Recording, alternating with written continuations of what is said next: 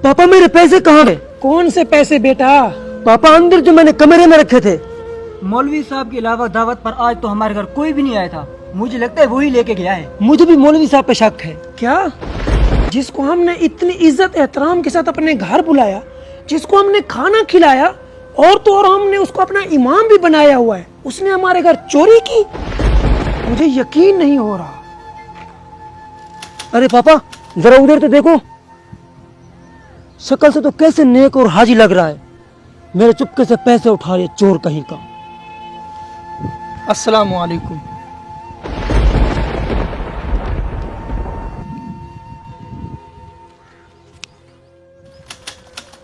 उधर देखो मकार को, हाथ में तस्बीह और काम चोरों वाले। मियाँ अस्सलाम वालेकुम। इनको क्या हो गया अचानक? 1 साल के बाद बेटा, इस बार हम फिर से घर में दावत कर रहे हैं, बताओ किसको बुलाएं?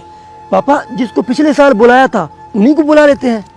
बेटा पिछले साल तो हमने उस मौलवी को बुलाया था जिसने हमारे घर चोरी की थी। पापा दोबारा उसी मौलवी को बुला लेते हैं और घर में उसे शर्मिंदा भी करेंगे। हाँ आपकी बात बिल्कुल ठीक है। मैं अभी उस मौलवी को दावत देता हूँ, आप घर में इंतजाम करें। अरे मौलवी साहब, आज हमारे घर दावत है, आप जरूर तशरीफ लाइएगा। ठीक है बेटा। अस्सलाम वालेकुम। वालेकुम सलाम। आइए मौलवी साहब तशरीफ लाएं। शुरू करें मौलवी साहब।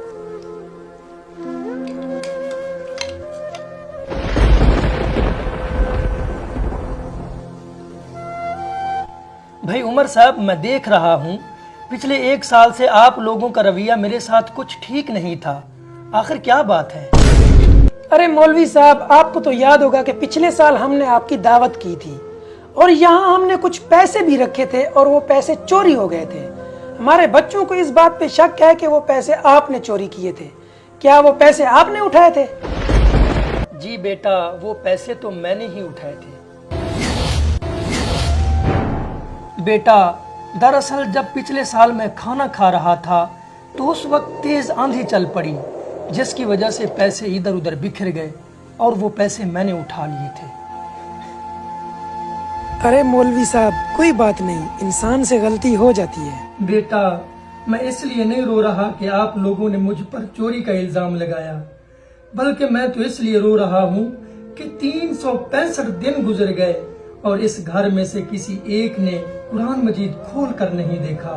अगर कुरान मजीद खोल कर देखते तो वो रकम आपको कुरान मजीद के अंदर से ही मिल जाती। हाय अफसोस।